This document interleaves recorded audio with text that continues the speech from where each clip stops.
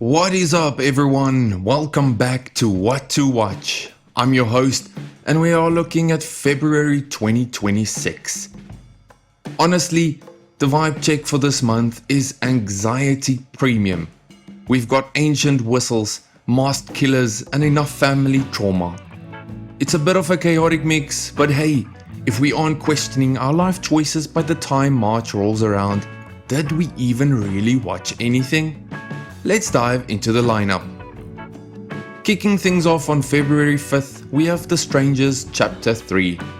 Madeline Petch is back as Maya, and at this point she has officially had the worst week in human history. This is the final flick in the trilogy, promising a full circle reckoning. Look, if I've learned anything from the first two chapters, it's that these masked weirdos really need a more productive hobby, like pottery or aggressive scrapbooking. Maya is finally pushing back for some survival-flavored revenge, and honestly, I just want her to get a nap and a very large restraining order. Also dropping on February 5th is Whistle. This is a lovely little tale about a group of high schoolers who find an ancient Aztec death whistle. Because of course, when you find a dusty, terrifying artifact, your first instinct is to blow into it like you're at a 1990s rave. The catch? The sound summons their future deaths to hunt them down. It's like a biological spoiler for your own funeral. If I heard a whistle and saw a 40-year-old version of myself dying of a cholesterol-induced heart attack chasing me down the street, I'd probably just give up then and there. On February 11th, we're heading over to Prime Video for Cross Season 2. Aldous Hodge returns as Alex Cross, the homicide detective who is basically a human encyclopedia of trauma. This season he's hunting a vigilante who is systematically deleting corrupt billionaires in DC.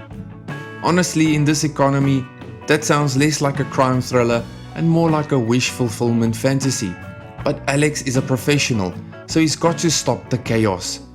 Between his personal life falling apart and chasing a high-stakes killer, the man really needs a spa day. It's going to be dark, gritty, and very Patterson-y.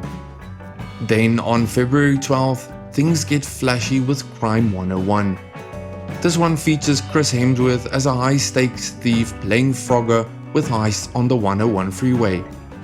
He wants one last job, the classic thief retirement plan that never ever goes wrong.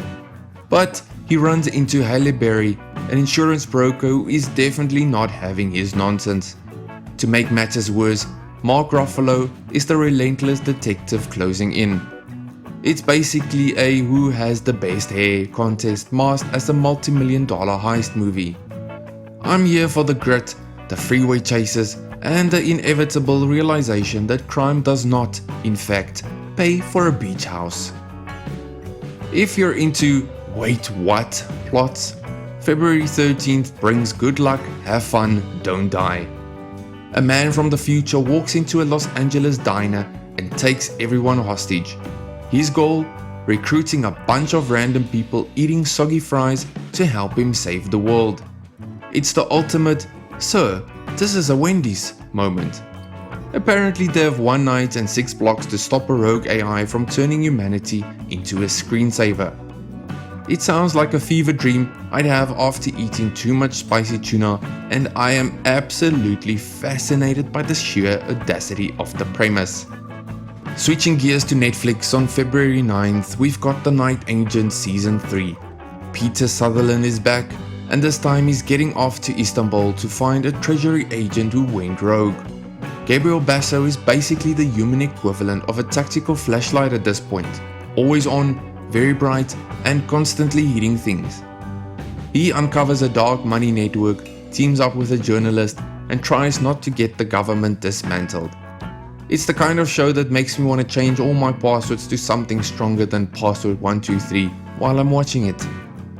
On February 20th, we got How to Make a Killing, starring the man who is currently in every movie ever made, Glen Powell. He plays Beckett Redfellow, a blue-collar guy who was disowned by his disgustingly rich family at birth. Now he's decided he wants his billions back, and he's willing to remove any relative standing in his way. It's a dark comedy about inheritance and homicide, basically Knives Out if everyone just stopped talking and started swinging.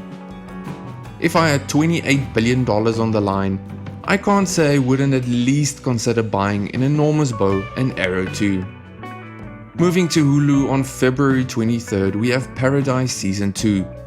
If you thought the underground bunker life was stressful, wait until you see the outside world that was teased in the first season finale. Sterling K. Brown's character Xavier is out there looking for his wife, while the people back in the bunker are busy having a power struggle because humans literally cannot play nice for 5 minutes. It's post-apocalyptic, it's political, and it features Shailene Woodley joining the chaos. It's the perfect show for anyone who thinks their current apartment situation is cramped. On February 25th, it is time for Scream 7. Sidney Prescott is back again because Ghostface has the persistence of a telemarketer selling car insurance. This time the killer is targeting Sidney's daughter, which is a massive "you picked the wrong house" mistake. Neve Campbell returning to the franchise is the cinematic equivalent of a warm hug that might end in a stabbing. It's set in a quiet town where Sidney tried to start over, but let's be real, if Sidney Prescott moves next door to you, you should probably just move to a different planet immediately. Finally, on February 27th, we close the month on Apple TV Plus with Monarch Legacy of Monsters Season 2. This season takes the monster hunting drama to Skull Island, which is famously a very chill place where nothing ever tries to eat you. We've got more Kurt Russell and Wyatt Russell playing the same guy in different eras, which remains the coolest casting gimmick in history. There are buried secrets, new titans rising from the sea, and the general feeling that being a human in a world full of building-sized lizards is a terrible career path. It's big, it's loud, and it's very Apple. That is your February 2026 outlook. Honestly, the month looks like a total adrenaline shot to the neck.